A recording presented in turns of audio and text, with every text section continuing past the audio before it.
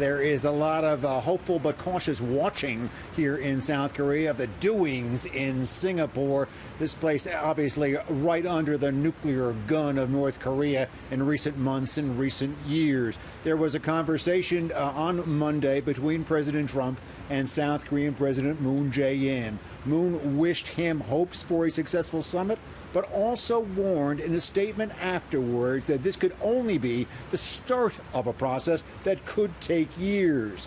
Word from Secretary of State Pompeo that new security guarantees might be offered North Korea in any summit negotiations.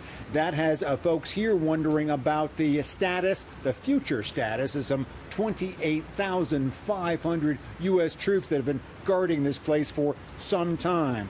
Also to be possibly discussed in a formal end to the Korean War. Remember, that conflict was halted just with a ceasefire, with an armistice 65 years ago. Again, everybody we talk to say that could be a complicated issue which could take some time to sort out. By the way, another sign of change about 35 miles to the north of where we are right now, across the DMZ in North Korea. State media on Monday actually described with pictures what Kim Jong Un was doing for its public, his activities in Singapore. This is something unusual. The state media really doesn't talk about its leader until the deed is done.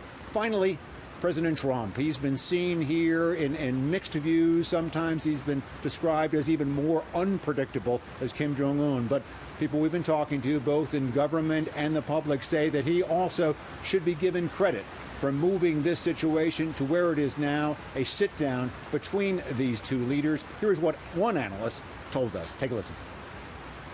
We on the Korean Peninsula would be looking at it from the point of view of what's in it for us.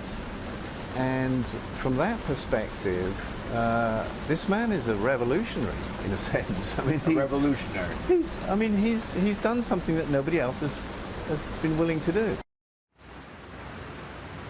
Something that no one else is willing to do. Sit down, we learn now on Tuesday, for 2 hours, one-to-one with Kim Jong Un. Back to you, Dana.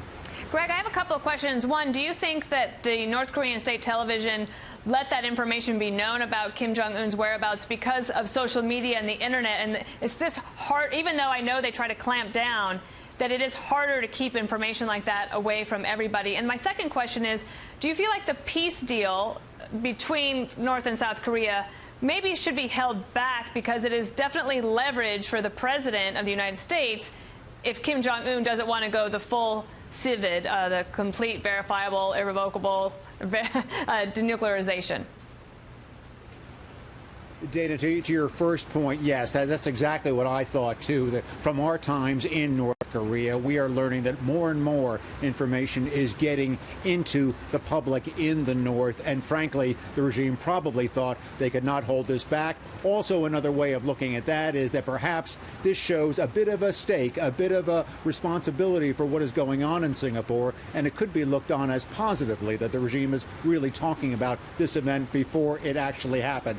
As for the peace treaty, yes, it is, number one, complicated, and number two, could be important leverage in further discussions between the United States and North Korea, between South Korea and North Korea, to guarantee that those nukes get out of the regime.